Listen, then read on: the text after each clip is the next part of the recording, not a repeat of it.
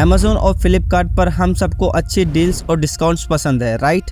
फिर चाहे वो ड्रीम फोन हो या ग्रोसरीज, ई कॉमर्स ने हमारी शॉपिंग के तरीके को बदल कर रख दिया है। लेकिन क्या आपने कभी सोचा है कि इन डील्स और डिस्काउंट्स के पीछे क्या छिपा है? घर पर बैठे बैठे शॉपिंग करने का ये कन्वीनियंस लोकल बिजनेसेस को काफी नेगेटिवली इम्पैक्ट कर रहा है। इस पर union commerce minister Piyush Goyal ने भी सवाल उठाया है। क्या अमेज़न फेयरली बिजनेस कर रहा है या फिर धीरे धीरे स्मॉल इंडियन बिजनेसेस को खत्म कर रहा है? लेकिन पिछले 13 सालों में पहली बार नहीं है कि हम किसी ई कॉमर्स जायंट के बारे में कंसर्न देख रहे हैं। इसका एक मेन रीजन अमेज़न की 2030 तक इंडिया में $26 बिलियन इन्वेस्ट करने की प्लानिंग है, जबकि पिछले साल अमेज़न का इंडिया में लॉस 33% से बढ़ गया है। ये काफी सवाल खड़े करता है कि कैसे एक कंपनी जो बिलियंस में लॉस कर रही है और फिर भी डिस्काउंट्स और न्यू इन्वेस्टमेंट दे रही है। I don't see it a matter of pride that half our market could possibly become a part of the e-commerce network 10 years from now.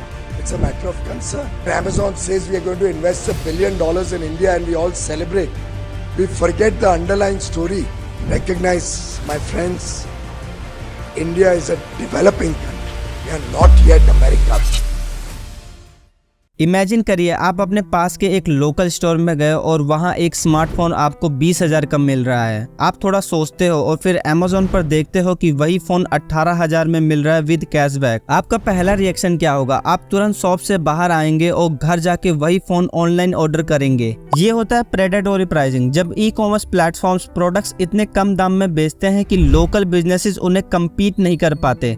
Central minister Piyush Goyal ने खुद अमेज़न की इस प्राइसिंग स्ट्रेटेजी पर सवाल उठाए हैं। जब लोकल रिटेलर्स के पास डिजिटल रीच नहीं है तो वो इन प्राइस के अगेंस्ट नहीं टिक पाते, जिसका नतीजा ये है कि छोटी दुकानें जो कभी इंडियन इकोनॉमी का बैकबोन थी वो बंद हो रही हैं। अगर हम स्मार्टफोन मार्केट की बात करें तो पहले ये फिजिकल रिटेल आउटलेट्स के द्वारा बिकते थे। 2013 में सिर्फ 10% स्मार्टफोन ऑनलाइन बिक रहे थे, लेकिन 2019 तक ये नंबर 44% हो गया। लेकिन अब ये स्मार्टफोन मार्केट अमेज़न और फ्लिपकार्ट डोमिनेट करते हैं, जिनके पास ऑनलाइन स्मार्टफोन सेल्स का 90% शेयर है। ऑनलाइन प्लेटफॉर्म्स के चलते मोबाइल शॉप्स जो छोटे शहरों में चल रही थी वो अब मुश्किल से सरवाइव कर पा रही हैं। कंज्यूमर्स अब उन्हें छोड़कर ऑनलाइन डील्स की तरफ जा रहे हैं और ये सिर्फ कन्वीनियंस का सवाल नहीं है, ये स्मॉल बिजनेस ओनर्स के सर्वाइवल का सवाल है। जरा सोचिए, ई कॉमर्स जायंट अपने ऑफर्स और एक्सक्लूसिव ऑनलाइन लॉन्चेस के साथ स्मार्टफोन ब्रांड्स को भी फोर्स करते हैं उनके न्यू डिवाइसेस को रिलीज करने के लिए। ऐसे में अगर आप एक स्मॉल शॉप ओनर हैं तो आपको न्यू डिवाइस काफी लेट मिलेगा, तब तक शायद उसकी डिमांड भी ना रहे।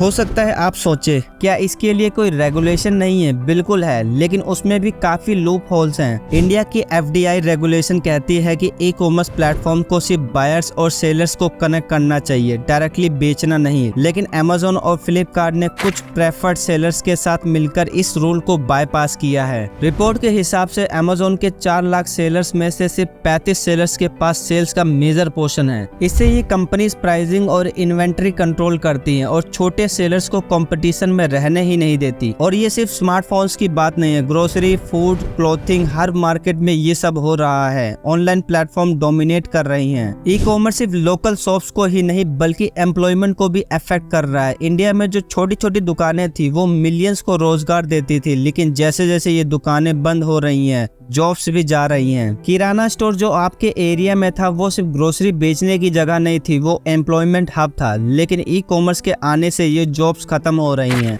बिग कंपनीज में जॉब्स हैं लेकिन लो वेजेस और लिमिटेड ग्रोथ के साथ। हम सबको कन्वीनियंस पसंद है, 24 घंटे के अंदर डिलीवरी मिलना एक रेवोल्यूशन है, लेकिन इसका नतीजा क्या है? लोकल कंपटीशन धीरे धीरे खत्म हो रहा है। सिर्फ स्मार्टफोन्स या फैशन नहीं बल्कि ग्रोसरीज तक। बिग बास्केट, इंस्टामार्ट और ब्लिंकिट जैसे प्लेटफॉर्म आने से जो लोकल ग्रोसर्स पहले डोमिनेट करते थे अब वो अपने आप को बचा नहीं पा रहे हैं। ये companies heavy discount, fast delivery और सब्सक्रिप्शन सर्विस से कस्टमर को अपनी तरफ खींच रही है। इसका नतीजा एक ग्रेजुअल मोनोपोली बन रही है जिसमें ये कंपनीज प्राइस कंट्रोल करती हैं और कंज्यूमर बिहेवियर डिक्टेट करती हैं। लेकिन इंडिया ऐसा पहला देश नहीं है जिसमें ये सब हो रहा है। यूरोप के साथ ये इशू पहले से चल रहा है। European union digital market act big tech companies को मोनोपोलीज बनाने से रोकता है। ये प्लेटफॉर्म को डाटा शेयर करने और इंडिपेंडेंट सेलर्स को प्रेफरेंस देने से रोकता है। इंडिया भी इन प्रैक्टिसेस को देख रहा है। सरकार नए रेगुलेशंस पर काम कर रही है जो ई कॉमर्स कंपनीज को प्राइवेट लेबल्स को पुश करने से रोके, और इसकी काफी नीड भी है। नए रूल्स बनाए जाए और अच्छे से इम्प्लीमेंट करे जाए, लेकिन अभी भी सब कुछ खत्म नहीं हुआ है। कई लोकल बिजनेसेस डिजिटलाइजेशन को अडॉप्ट कर रहे हैं, अपने ऑनलाइन स्टोर्स खोल रहे हैं और टेक्नोलॉजी का यूज करके कम्पीट कर रहे हैं, लेकिन ये एक अपहिल बैटल है। Open network for digital commerce जैसे इनिशिएटिव्स आ रहे हैं जो लोकल रिटेलर्स को डायरेक्टली कस्टमर से कनेक्ट करेंगे बिना किसी मिडलमैन के, लेकिन अभी तक पावर अमेज़न और फ्लिपकार्ट के हाथ में है। सवाल ये है कि क्या कंज्यूमर कन्वीनियंस को चूज करेंगे या कम्युनिटी को। इंडिया रिटेल रेवोल्यूशन के क्रॉस रोड पे खड़ा है। हमें ये टफ क्वेश्चंस पूछे होंगे, क्या हम लोकल बिजनेसेस को सैक्रिफाइस करने को तैयार हैं for the sake of online shopping, या फिर हम एक ऐसा बैलेंस बना सकते हैं जिसमें दोनों को एग्जिस्ट कर सके। कमेंट करके बताइए आपने अपने एरिया में ई कॉमर्स का इम्पैक्ट देखा है। आपको क्या लगता है कि क्या बदलाव जरूरी है। अगर आपको ये वीडियो अच्छी लगे तो वीडियो को लाइक करें और चैनल को सब्सक्राइब करना ना भूले।